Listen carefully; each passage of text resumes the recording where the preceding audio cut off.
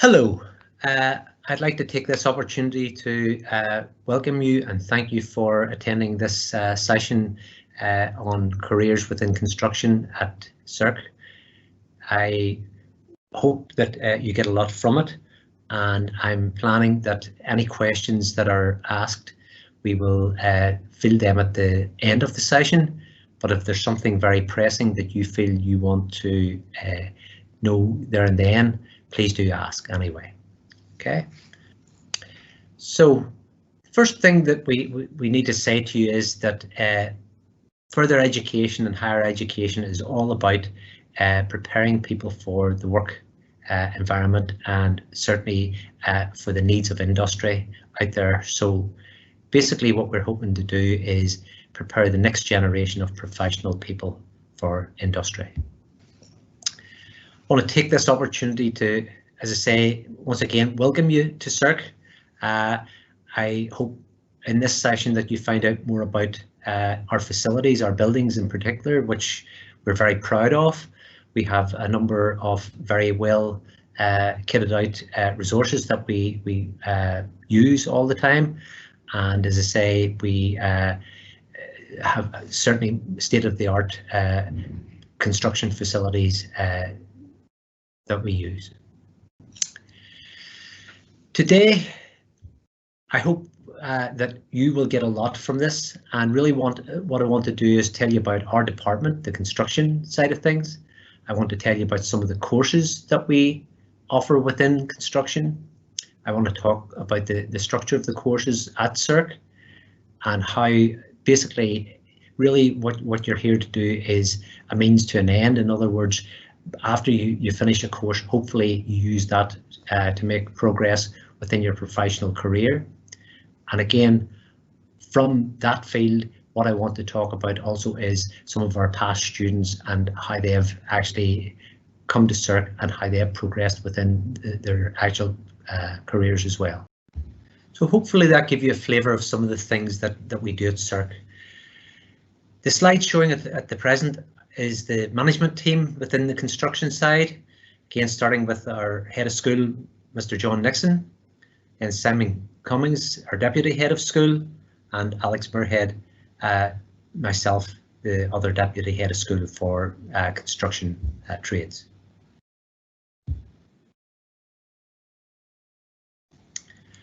So this brings us to the fact that you're interested in construction and certainly would like to perhaps take up a trade within construction. And again, what we want you to know are the various trade backgrounds that you could possibly undertake while you're at SERC. So again, you can see we offer bricklaying, we offer plastering, we offer carpentry and joinery, and again, they're all trades that work within the construction industry. At SERC, again, there's four main areas where we operate construction trades. Now, some of the more specialists, such as electrical, etc., will be talked about in another session for trades, etc. But the main ones that we offer that are the traditional trades would be the carpentry and joinery. Again, we offer that at level 1 to 2 and 3. Plastering, again, we offer that at level 2 provision and level 3 provision. Bricklaying, we offer that at level 2 and level 3. And we offer another route for some people who maybe don't get the qualifications, which is maintenance operations, and it's offered at level 2. And again, we see that as a bridge sometimes for people who maybe don't make the trades in the first application that they make. So these are some of the trades that we offer at SERC. So the question probably on your mind is, why should I choose SERC? And the question we have to ask you is, why would you choose us? Well, can I say that if you get a chance to come in and see our workshops, most certainly you would see why you would want to choose us. And again, all of our courses are delivered by industry specialists, and again, all have worked in the construction industry within the trades that they teach on. Again, the standard of workshop and equipment is the latest equipment that possibly can be used within the industry sector. Again, we have industrial engagement with employers who take on board some of our trainees as apprentices. We have a well-trained training support team for all our apprentices and trainees. And again, we hope that all our trainees, etc., will enter some of our skills-based competitions to compete against each other at the various campuses that we have. We have moved very lately onto the digital portfolio. So again, it enables you to use technologies to record the evidence for yourself and keep up to date by way of updating your results and your evidence base that you're required to collect. Our online support through MS Teams and our computers, etc., that even during the COVID lockdown that we were able to lend to students are up to date, and certainly were lent out to enable students to still continue their course of study. As you can see from the pictures, these are some of the pictures from our own workshops, and there you can see some of the activities that are going on. So the first trade that I'm going to come to is carpentry, and basically, so that you understand the role of the carpenter or joiner, is basically to measuring, marking up, cutting, shaping, fitting timber to finishes. And again, why are they cutting them? They're cutting them to build structures, and again, they're working with different types of woods and materials. And again, the sort of things that they might construct would be houses, factories, and again, that can be anything from repairs to new installations. Our carpentry team at SERC, again, you can see some of the different faces here, but these are our main staff who all teach on the carpentry and joinery courses at SERC. And again, we have Graham Thompson in Newton Ards. In Lisburn, we have Rodney McKee, Francis Rice, and Seamus Braniff. And Seamus also works part-time in Downpatrick along with Donald Rogers and David MacDonald. So again, all the staff that you see here are all coming from a background of construction, and again, they have a passion for what they do. So this is another reason why you would want to come to SERC and why you would want to undertake a course with us. Where do we offer carpentry and joinery? Well, we have 3 campuses, and we offer carpentry and joinery on each of those campuses. So again, starting with Newton Ards, we offer our level 2 and we offer our level 3 provision at Newton Ards, and the image at the top is Newton Ards campus. Then we have Lisburn campus, and again in Lisburn we offer the level 2 provision, and we also offer the level 3 provision, which is Apprentice NI and Skills for Work as well. And again, that's the image of the front of the building, our new building, in the image in the middle. In Downpatrick campus, we also offer level 2 provision and level 3 provision for carpentry and joinery, and again, either a traineeship or at Apprentice NI. And again, it's a relatively new building with new resources also, and that's it in the image at the bottom of your picture. So what does a level 2 qualification entail? A level 2 course will suit a new entrant from perhaps school who is interested in undertaking a carpentry and joinery career, and again it gives them a basic experience of carpentry and joinery.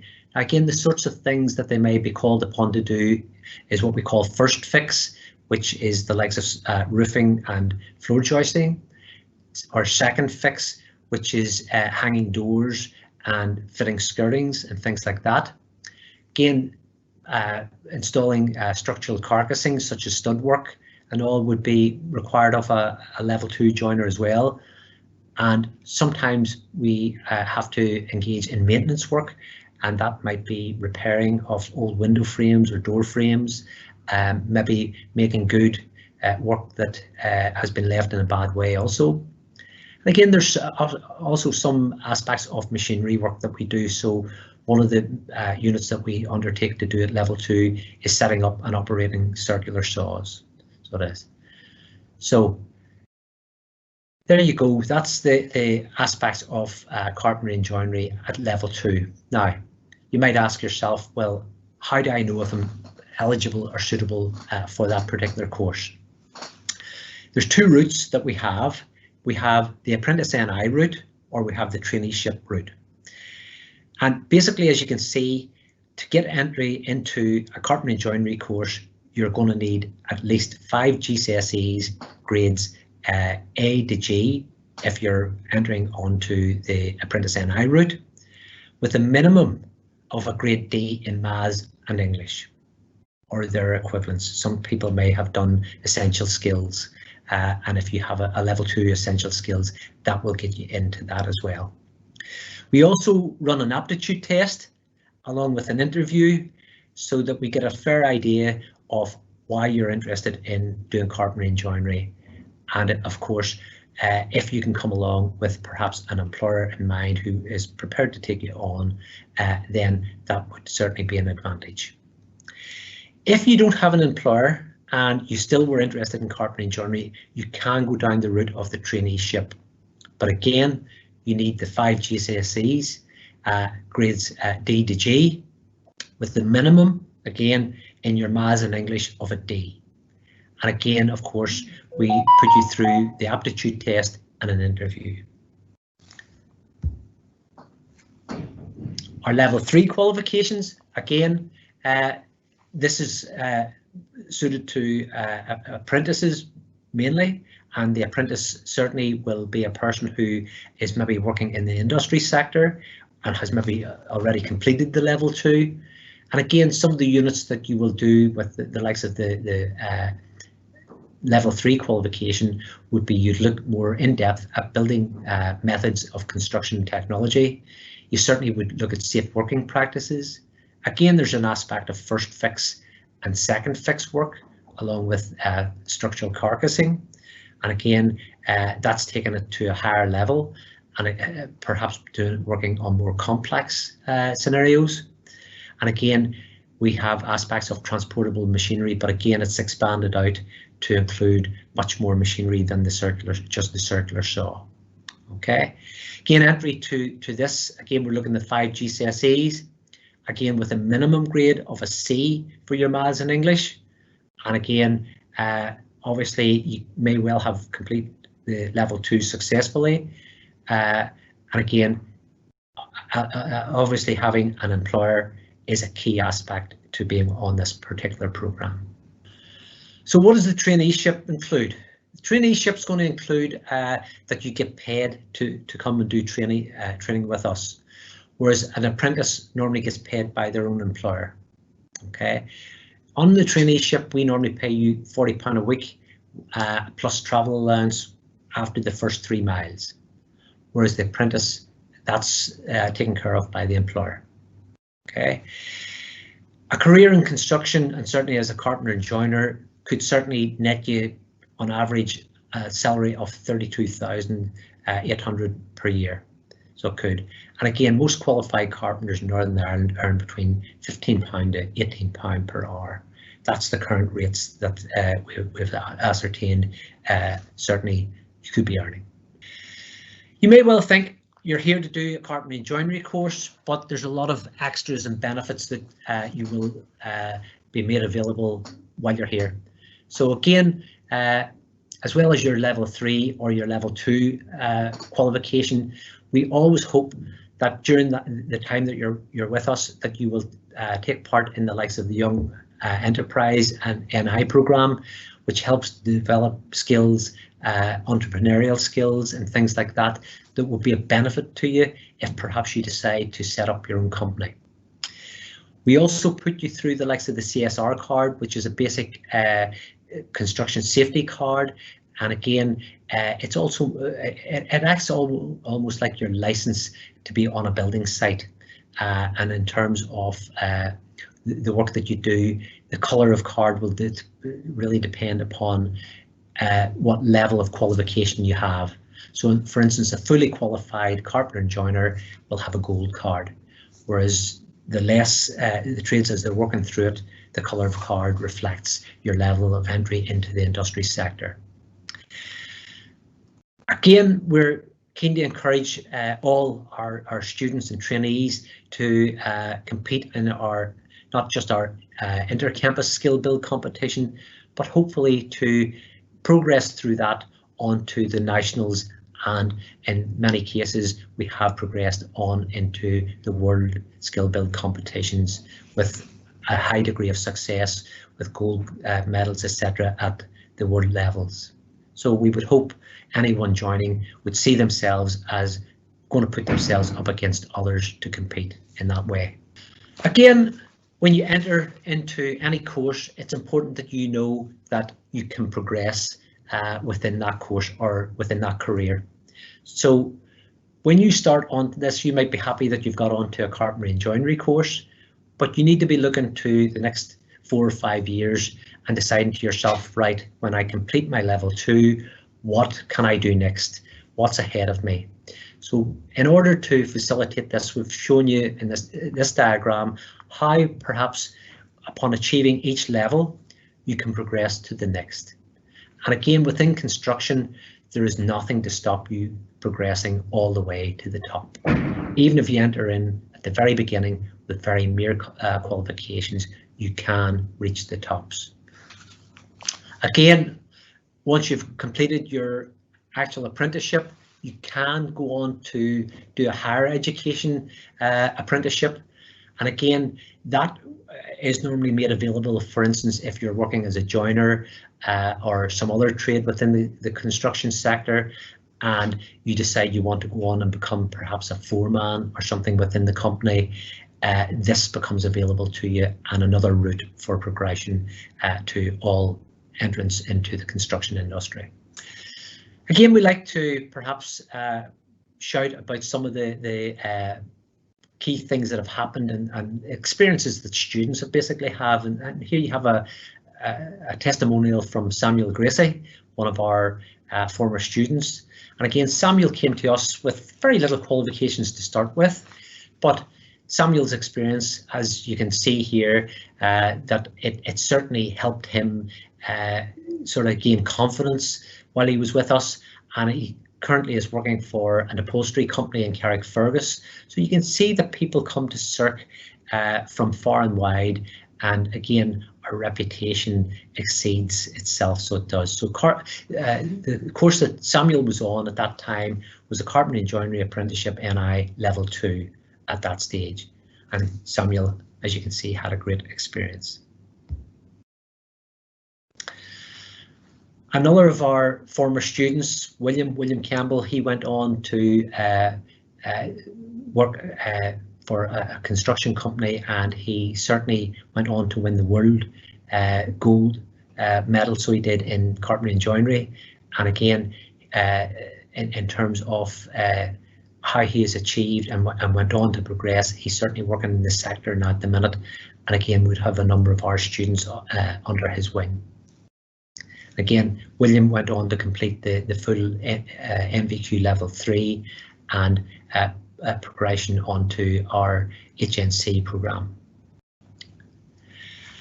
The next trade I want to talk to you about would be plastering. And again, plastering is very popular at SERC. And as I say, when we look at plastering, you think to yourself, well, what really is it? Well, the role of the plaster involves working quickly with a mix of wet plaster, and again, normally what they're trying to do with that is to make your walls and your ceilings relatively smooth, so that you can sort of finish them with nice paints and textures when they're finished with them. And again, the type of work that a plasterer will be engaged on again can range from small projects of repairing, or sometimes it can also be large factories or warehouses, and certainly new homes that are maybe being renovated or just newly built. Our plastering team, again, all our plastering team have worked in the industry sector within plastering, and again come to SERC with a depth of knowledge and experience. Roger McKee is one of our current plastering lecturers, who certainly is keen to promote the skill build competition with his trainees. And again, both Roger and Malachi have had trainees who went on to compete at the World Skill Build competitions in the plastering, and certainly on the dry lining as well. And again, won gold at the world levels of competition. Again, within the plastering team, they're all linked into industry also, because Malachi would still go out to industry and is currently working with a lot of experienced workers within the industry sector. And again, part of his role is to upskill those who are in the industry sector currently at the minute. Plastering is only offered in our Lisburn campus. Again, part of the reason being that there's not always a huge uptake of plastering, so therefore we condensed it down to one campus, which is on Lisburn. Again, it's offered at level 2 and at level 3, and as I say, the facilities that we offered in are up-to-date and modern facilities. So what can you expect to undertake on a level 2 qualification? And again, here you can see one of our students, one of the tasks in the photograph they have to do is repair a wall that has been damaged. And here you can see the student mixing the material ready to make that repair. So the sorts of activity that they undertake at a level 2 would be applying materials to external surfaces, fixing dry lining and plasterboard products to interior. Again, sand and cement screeds where maybe a floor or a garage floor needs to be installed.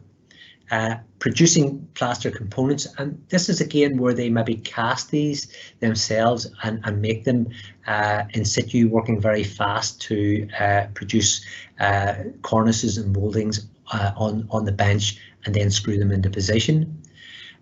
Position and secure their fibrous mouldings, as I've just said, and apply internal external floor screeds. Okay, so how do we get on to a plastering course? Well, again, two ways in which you can do it. You can do it through the apprenticeship route at level 2 or the traineeship route. And again, 5 GCSEs is a requirement. And again, that ranges on the apprenticeship from A to G. But again, the minimum entry for your maths or your English starts with a D. Okay. Again, the aptitude test for all our construction trades is one of the ways in which we ascertain your ability to work out problems, and the interview then gives us a bit of an insight as to why you've chosen plastering as a career. Traineeship, again, if you don't have an employer, again, the traineeship may be the route that you decide to follow because you still are interested in plastering. And again, the D minimum entrance requirement for your maths and English at this point, along with your aptitude test and the interview. Our level 3 plastering qualification, again, this seeks to stretch the student in terms of when they've completed perhaps the level 2, this seeks to take it to the next level. And again, when you think about level 3 qualifications are the equivalent to your A levels at school. So again, that's why it's deemed that it would stretch you more than a level 2 qualification. Again, it focuses on dry lining plasterboard, and again, that includes things like the making up of stud partitions in aluminium, and then fixing the plasterboard to that skeleton frame. Again, fibrous plastering is a big aspect of this one, and again, the students then have to again make mouldings and again fix them into place for finishing projects. Bit more information on this one is they look at the quantities and communicating with the client at level 3, and that's important because again, at this point they would be taking a brief from a client as to what the client's needs are and making sure that they finish the job to those specifications. Where it gets a bit more difficult at level 3 is the fact that they do some curved work. And again, curved work, unlike straight work, needs that expertise in how to use the tools in getting that nice smooth finish on a curve. So this again seeks to stretch the student in what they're doing. Again, also like joinery, the traineeship for the plaster, again we start off with a £40 a week allowance, training allowance, plus travel after the first 3 miles. If you're on the apprenticeship route, again your duration's a 4-year duration roughly for training, and again you start by being paid by your employer, and again through this hopefully you seek to build your skills in plastering. Now if we look at the average wage, and again I've checked this just recently just to see what the average wages are, and again a plasterer can expect to earn between 29,300 per year as a fully qualified plasterer. And again, most qualified plasterers are earning roughly £15 an hour, so they are. So again, entry starting point is roughly around about 15,000. Also, like the carpentry and joinery, we extend the offer of additional aspects to the course by not just offering a straightforward plastering program. We seek to get you to participate in the young enterprise aspects. And again, that seeks to develop entrepreneurial skills within the students so that when they leave us, they have skills that they can perhaps establish to work for themselves or set up a company and know how to actually run that company and do it right, working with tax and learning how to work out costings and making sure that they're keeping themselves legal. The CSR card is a key component to all construction trades, and again within the plastering we seek to ensure that all our trainees leave with at least the basic starting card, and normally by the time they've finished their level 3 they end up with a gold card as a skilled and professional worker. Again, I've spoke about the entry into the skill build competitions, and we always seek to get all the trainees to compete in the inter-campus skills for plastering, and again hopefully get them to progress onto the UK championships and then hopefully the world championships for the skill build. Progression on plastering, again your career is very important to us and should be to you. You might well start off by looking at yourself as just wanting to do plastering, but when you come in having achieved your level 2, then we hope that you will go on and progress on into doing the level 3. And again, the diploma and the NVQ prove that you are competent within the workplace as well. Again, that lets you in turn progress on to do the HNC in construction, which is a level 4 qualification, and then hopefully you will push on and do the level 5, which is the HND, which again stretches you to the next level. Again, like the carpentry and joinery, the person on a plastering program can also then perhaps decide that they want to take an apprenticeship on a higher education course, and again perhaps progress on to become a foreman within a company or a construction organisation, and this in turn allows them to seek sort of funding through their employer on a higher level apprenticeship within the construction sector.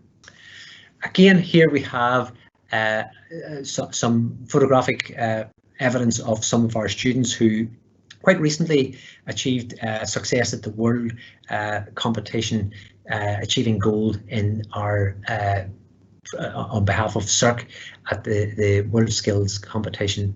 And again, we're very proud of what Curtis has done at that, and again, that's something he is very proud of, and something that in future years he can put onto a CV and certainly use in the hope that he will progress his career from here on in. Our next trade that I'm going to talk about is bricklaying. And again, bricklaying is the second of our wet trades that we talk about, again, plastering being the first. In bricklaying, the bricklayer lays bricks or pre-cut stones or concrete blocks in mortar. And again, the purpose of this is to construct walls or maybe to repair walls, and again, build things like foundations and so forth. Again, it's one of those tasks that a skilled and qualified bricklayer will make look very easy, but yet when you come to trying it, it's a bit more difficult than you might imagine. So here's our brickwork team. Again, our brickwork team consists of 3 individuals, and they are William Kane, who is in Newtonards, and we have Jerome McPullen, who is Newtonards, and Stephen Fairley, who's also Newtonards. And again, all of our team on the brick side of things have all worked in the industry sector. Again, they bring with them expertise in brick and block work and stonework. So again, that in turn they share with the students under their charge. As you perhaps worked out in the last slide, brickwork is only offered on our Newtonards campus, and again we offer it at level 2 and at level 3, again in traineeship and also in apprentice NI at our Newtonards campus. So our brickwork level 2, what does that contain? Again, it's a starting point, as was carpentry and joinery and plastering, and within that we seek to build up the health and safety and welfare knowledge. We also seek to create an awareness of the principles of building construction, and again that seeks to look at what other trades are doing so that the bricklayer isn't working in isolation on their own, they're part of a bigger team, and again what they build or finish, other trades come and follow behind them. So that seeks to join that together and make them aware of how that is joined up. Again, other specific aspects that they look at is the likes of thin joint masonry, and again that's where maybe rather than full-size bricks they are using like a veneer to build with. They also build solid walls, isolated and attached piers, and again if you think of your garden wall, many of these things you will recognise from those situations. And again, key aspects of that are, again, the client gives you information or instruction, or the architect gives you a working drawing. It's important that you read that drawing and know how to read that drawing, and again are able to follow those instructions. So how do we get on to a bricklaying qualification or a bricklaying course? Again, the starting point, we're looking for 5 GCSEs, and again starting A to G, but again the minimum entry to for your maths and English, it starts with a D. There's again a pattern forming there, as you probably can see. Again, we have the aptitude test and an interview, and if you're on the apprentice program, you will need an employer who will willing to take you on within the sector. If you don't have an employer and you still are interested in doing brickwork, we still can take you on so long as, again, you have the 5 GCSEs. Again, the minimum starting point being the D, and of course the aptitude test and the interview are vital for us to ascertain as to whether you're interested in bricklaying or basically you're just sort of wanting to join a course. Level 3 brickwork, again, this seeks to stretch those on the bricklaying courses, and again here I'm giving you an insight into the sort of tasks that a level 3 apprentice bricklayer will be asked to do. So again, they're sometimes asked to repair some brick masonry work. Maybe a wall has cracked, or they're removing brickwork or that, and then they've got to make it good. Again, obviously segmental archwork. So again, you've probably seen a window that has a sort of curved head on it, or a gateway that has an arch above it. Again, that involves the bricklayer using an arch to build that particular archwork up for you. So decorative reinforced brickwork, again, this might be the likes of a bridge going over a motorway, or a reinforced wall. Again, it's all about them disguising what is behind that actual thing and making it look pleasing to the eye. Again, we all live in houses where we have flues and chimneys, and again, that's one of the roles the bricklayer undertakes to sort of building within the house and within any structure. Entry into a level 3, again, we would hope that you're coming from an aspect where you have successfully completed a level 2 qualification in bricklaying. But again, obviously the entry requirement here, we still need the 5 GCSEs. And again, at this stage, the fact that you've completed the level 2 and may well have done the likes of essential skills to bring your level of maths and English up from the D up to a C. Again, that will mean to say that you'll meet that criteria.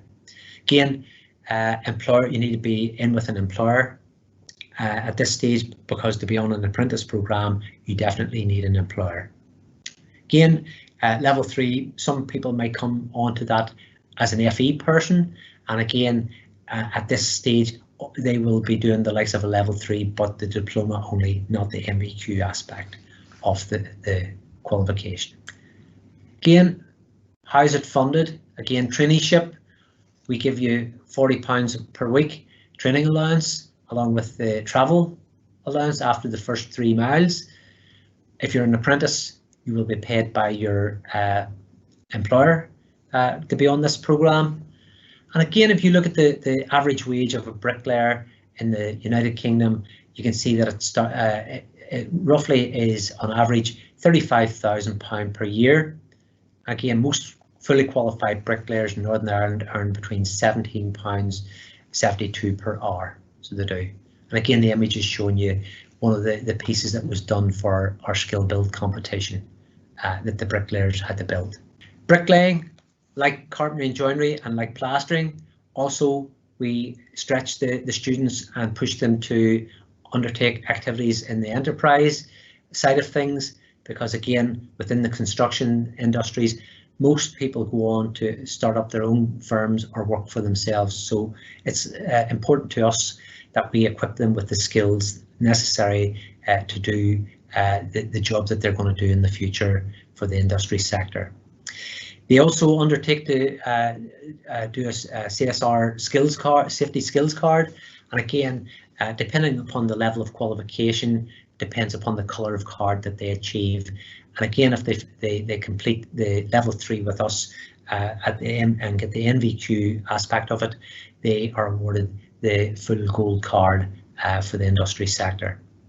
Bricklaying, like other trades that we have offered, we've had success in the UK championships with our bricklayers. So again, it's an area that we're keen to push and see that our apprentices, etc., join the competition and compete against each other for entry into the UK skills finals. Bricklaying is no different to the other trades that I spoke about earlier. Again, if you start off on a level 2 brick course, it's hoped that once you achieve that you will make it onto the level 3 program. And again, upon successful completion of the level 3, that you will push yourself on to doing a level 4 HNC in construction. And again, all the way right up to the top, where again, you could be head of a corporate construction company. I want to show you some of our success that we can have. Again, we talk about this higher apprenticeship, and again, it is important that you're aware that that exists. And again, for those completing their level 3, you can progress onto a higher apprenticeship. Again, the only prerequisite to that is that your job role changes, so therefore you perhaps are made foreman or working in the capacity of a foreman within a company, and that allows you then to progress onto this higher apprenticeship and undertake that qualification as part of your career progression. Again, student testimonials.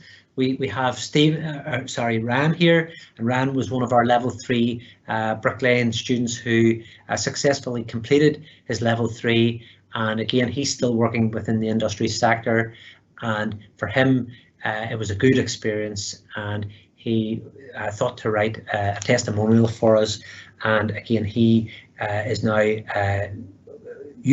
taking some of our apprentices under his wing out in the industry sector and helping to train them up as the new generation of qualified bricklayers. I spoke earlier about maintenance operations, and again sometimes people apply to do a particular trade and maybe don't meet the criteria in terms of their maths, or their English might not be sitting at a D or the C requirement or whatever. So maintenance operation is one of the qualifications that we offer to all students who perhaps fall slightly short. And again, we offer this through some of our professionals who I've spoke about earlier. Again, you can see William here. He teaches on this programme and he works on our Newton Ards campus. Again, Jerome McPullen, who teaches on this particular programme, he teaches this on our Downpatrick campus, and Roger McKee, who operates from our Lisburn campus, he teaches this in Lisburn. Where do we offer this maintenance qualification? Well, we offer it in all 3 campuses. It's a level 2 qualification that we offer through FE provision. So again, it's not through our training organisation, it's offered as a purely FE qualification. So again, this is one of those qualifications that we offer on all 3 campuses. So what is the way in which you can actually get onto the maintenance qualification?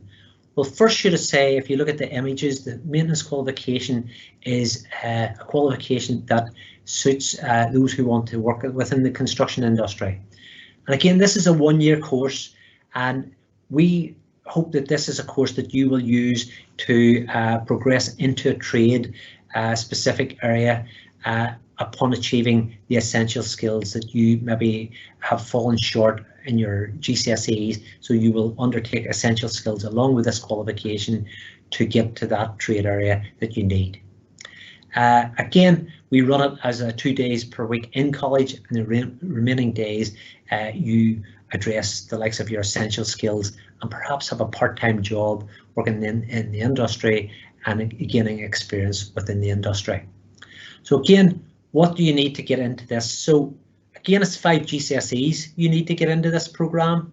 We run it purely as an FE programme, and again, the minimum we will take you onto this particular programme is with an E in your maths or English. So again, unlike the trade areas where you needed a D in maths and English, this we will take you with an E. But again, that gives you the time to build those up to the D or the C for entry into the trade areas. It also has an aptitude test, and it also has an interview. So again, we want to see why you want onto this, and perhaps your reason may well be you're joining this to better your qualifications so that you can get entry to a trade in the next academic year. And that's the sort of approach I would be looking for the likes of this qualification. So during the 1-year programme, you can apply for EMA. Now, EMA, as most people realise, is means tested. So some students are financed to be on this programme through EMA, others are on it and they are self-funding basically in terms of how they are on the course. We pay the fees, but you have to fund yourself to be on it. Again, what we say about this course is once you're fully qualified with skills and knowledge, you can go on to take up another trade and again work within the UK. Again, if we look at building maintenance, and again, there's a number of career opportunities open to you within this. Some people work in this industry sector, and there are jobs out there specifically for maintenance operators. So again, doing this course, it is recognised, and again, should you gain employment in this particular qualification, there is the chance that you can go on and do the NVQ level 2 in this and work in the industry sector. So again, average wage within the UK working in this industry would be about 29,258 per year. Again, roughly £15 per hour working as a maintenance operator within the UK. How do you progress from this? Well, if you start this program, you may well decide that you want to do the level 2 and work within maintenance operations, or you may decide to actually go on to work in a trade area. That might be brickwork, it might be carpentry and joinery, might be plastering. That's your choice. That'll be your decision to make. But again, it's letting you see that you can do this qualification. It can work as a vehicle for you to progress to your chosen vocational area that you want to go to, and within that then you can progress to the heights within that vocational area. So again, as I said earlier, the areas that you could progress onto, and again, I've only listed some of the trade areas because, again, the aspects of this particular course, we look at a bit of carpentry, it looks at a bit of bricklaying, it looks at plastering, it looks at some plumbing and some painting and some tiling. So you can see that it's a fairly useful qualification in that it gives you a sample of each of the areas that you might be involved with.